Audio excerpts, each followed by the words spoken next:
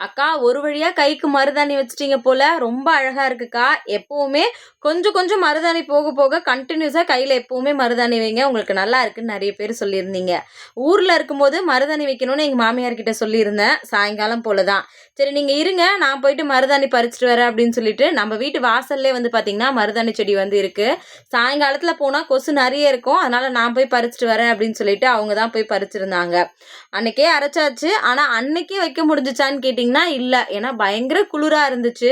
அதனால வந்து பார்த்தீங்கன்னா, நான் அன்னைக்கு அரைச்சப்போ சுத்தமா வைக்கவே இல்ல. எங்க மாமியார் பாவம் ரொம்ப கஷ்டப்பட்டு எடுத்துட்டு வந்திருந்தாங்க. அதனால வந்து பார்த்தீங்கன்னா, அடுத்த நாள் தான் இந்த மருதாணிய வேஸ்ட் பண்ணக்கூடாது அப்படின்னு சொல்லி வச்சிருந்தேன். இந்த செடியிலருந்து கட் பண்ணி தான் சென்னைக்கு வரும்போது நம்ம வீட்டுக்கு எடுத்துட்டு வந்திருந்தாங்க. அததான் இப்போ நம்ம வீட்லயுமே வந்து வச்சிருக்கேன். கொஞ்ச நேரம் தான் வச்சிருந்தேன். ஆனா வந்து பார்த்தீங்கன்னா, நல்லா செவந்து இருந்துச்சு. இந்த மருதாணிய யாரெல்லாம் எங்க வீட்ல வச்சோம் அப்படின்றத கண்டிப்பா அடுத்த வீடியோல ஷேர் பண்றேன். Thank you.